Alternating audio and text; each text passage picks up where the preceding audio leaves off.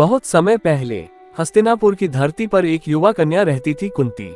भोली, विनम्र, लेकिन हृदय में असीम भक्ति और साहस लिए हुए। एक दिन ऋषि दुर्वासा उनके घर आए। कुंती ने पूरे मन से उनकी सेवा की।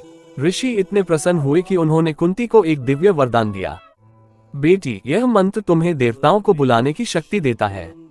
तुम जिसे भी याद करोगी वह स्वयं उपस्थित होगा और तुम्हें संतान देगा। कुंती आश्चर्य में डूब गईं। क्या सच में? क्या ये संभव है?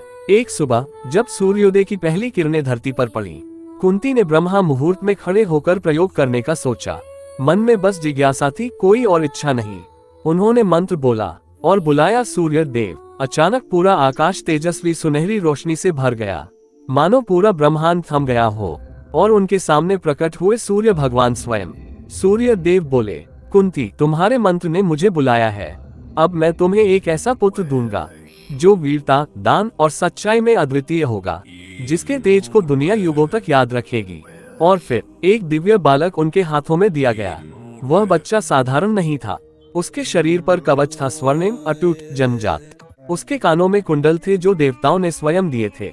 उसके चेहरे पर सूर्य जैसा तेज, आंखों में गहरी शांति। कुंती उसे देखकर रो पड़ी। यह मेरा बच्चा है, मेरा अपना। लेकिन वह अविवाहित थी। समाज का डर, अपमान का भय उन्हें अंदर से तोड़ रहा था। एक माँ अपने बच्चे से ज्यादा दुनिया से क्यों डरती है? उस दिन किस्मत ने कुंती को सबसे क्रूर निर्णय के सामने खड़ा कर दिया। कुंती ने भारी मन से अपने नवजात शिशु को एक छोटी टोकरी में रखा, आंसुओं से भरी आंखों से आखिरी बार देखा और नदी को सौंप दिया। नदी बहती गई और उस टोकरी को लेकर पहुंच गई एक सारथी अदिति व उसकी पत्नी राधा के पास। उन्होंने उस बच्चे को अपनी गोद में उठाया, कहा, ये हमारा बेटा है। उन्होंने उसे बड़े प्यार से पाला और वह बालक बड़ा होकर बना दानवीर कर्ण, अजय योद्धा, अटूट वचन निभाने वाला नायक, महाभारत का सबसे दुखद लेकिन सबसे महान चरित्र।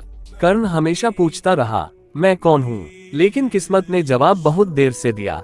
कर्ण का जन्म बताता है, महानता वंश में नहीं, फैसलों में होती है।